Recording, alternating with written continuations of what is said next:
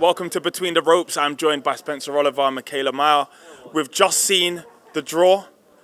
You had a hand in it yourself. How do you win a tournament like this?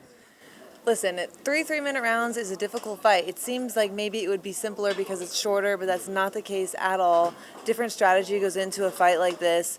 The first thing is you cannot one punch. You got to throw in combinations. The fight is too short to just try and get away with punching one at a time. You also want to be first. You don't want to be waiting for your opponent to come to you. And then ring generalship and really showing the judges that you're in control of the fight, staying in the center of the ring, and not letting your foot off the gas. Do you think about leaving something in the tank, or are you just going hell for leather from the first round? You gotta go. You gotta go 1 through 3 as hard as you can because you never know what the judges are seeing. This is in pro boxing too, but you never know what the judges are looking at. And so you never want to let your foot off the gas. You want to make sure that you, if anything, imagine that you're losing. Even going into that third round and just continue to fight your hardest. Spencer, there's 8 fighters up there. Yeah. All believe that they are going to win this tournament. Was there anyone that caught your eye?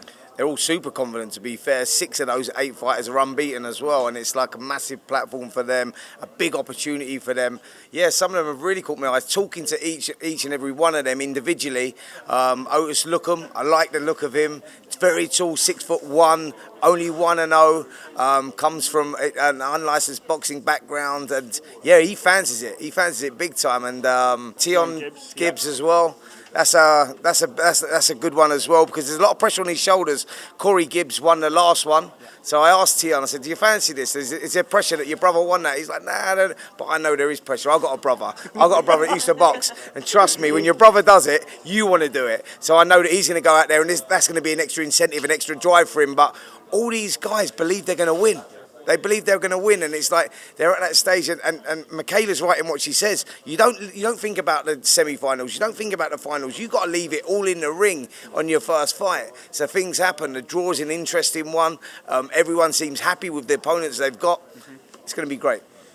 There's also something to be said about the running order, whether you're quarterfinal 1 or quarterfinal 4. You know, you'll either have a shorter resting time or a longer one. Would you prefer to have your bout out the way and then have an hour to rest, or do you feel like you'll get too cold and you might want to be quarterfinal 4 and then straight into your semi? That's an interesting aspect of this tournament because when I was fighting in the amateurs, we didn't fight more than once a day. It was 1 fight a day. And so that plays into the strategy also. They're going to have to think about that. How much time do they rest and sit back and recover, and how much time do they need to get warm again and get going? I'm not sure. I think that I wouldn't want too much time in between each fight. I think an hour is probably a good amount of time to recover and then get back into your rhythm again. Sure. Spence, you agree? Well, listen, I'm slightly older, so I did do it back in the day when I was boxing. We boxed 2 and 3 times. I actually boxed 3 times a day before, so I know exactly what it's like to warm up, cool down, warm up over that 3-round format. And yeah, you've got to keep yourself quite active because it's okay.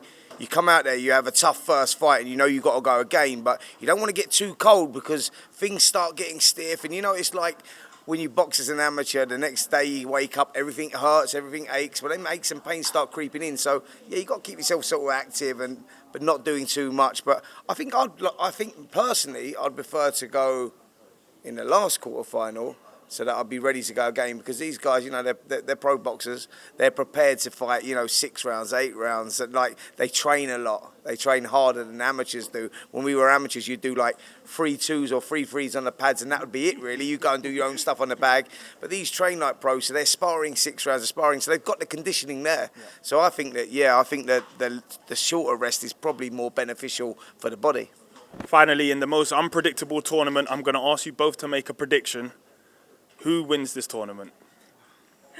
That is extremely hard, considering I just met them all today. But I'm going to go with the guy in the orange wraps because, as everyone knows, I recently fought. Orange is my color. I bought too much orange, so it's going into this weekend as well. But that's all I can go off of right now. But they all seem really confident. I think they're all going to fight hard. When you have something like the prize that they have on the line, it's life-changing for them. So you're going to see a different fighter and each one of them come out that night. That's Dylan Cheeman. That is the Coventry fighter. So he's got the home crowd behind him. Good. Yeah, Spence. Well, do you know what? That's a big shout, to be fair, because Dylan Cheeman's got a lot of experience in the kickboxing background. He's done 12 rounds, albeit it was 12 2-minute rounds. He was world champion, boxed for the unified title. He switched over to boxing because his boxing was actually better than his kickboxing. So that's a big shout. Yeah, he could be a front runner in there. And I like a dark horse as well.